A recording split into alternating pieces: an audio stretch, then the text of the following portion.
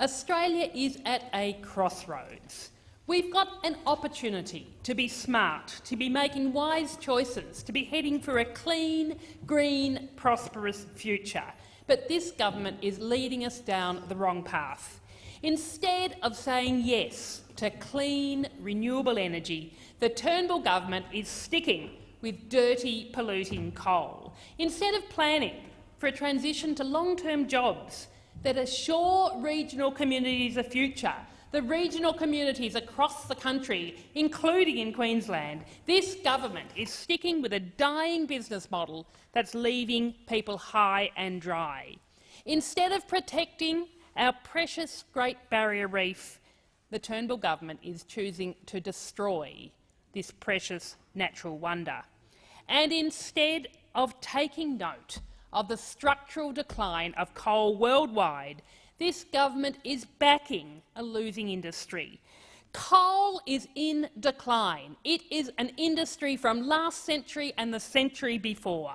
We need to usher it out gracefully, plan the transition, look after the workers that are currently working in the coal industry, instead of propping it up.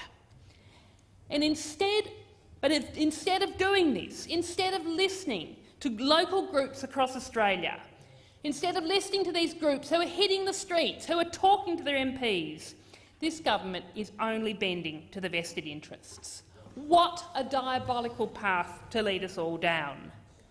And what's more, this government's support for the Adani coal mine is being backed by Labor. For all of the talk of Senator McAllister about being concerned about climate, we know the Adani mine is the biggest issue on the Australian agenda in terms of tackling climate change that we face. This mega coal mine, which is being pushed by Labor, defended by Labor, as just as was then, a Queensland Labor plan, and backed by the Turnbull government, is a certain road to disaster. It's going to spew out 4.6 billion tonnes of carbon, absolutely wipe out any carbon reductions that Australia would otherwise make.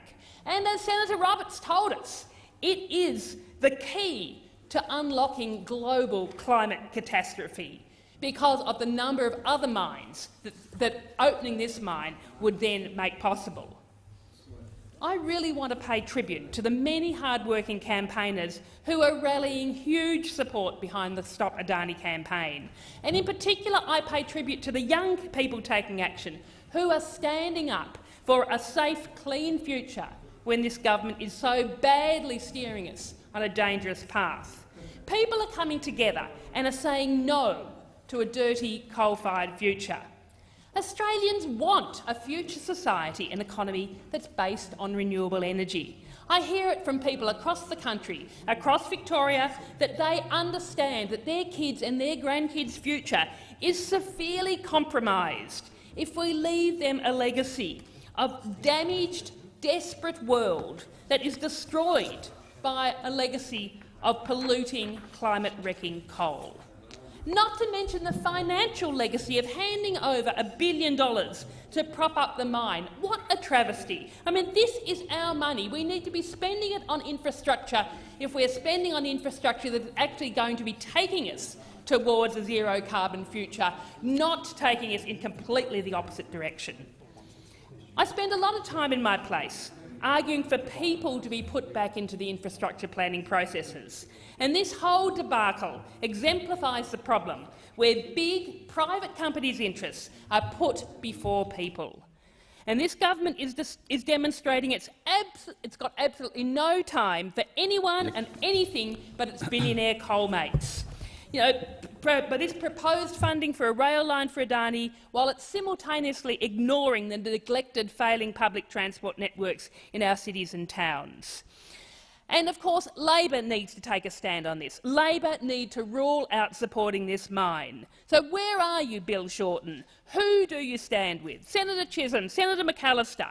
Does Labor stand for jobs that don't kill workers via black lung and industries that don't kill the reef? Does Labor stand for clean groundwater for Queensland?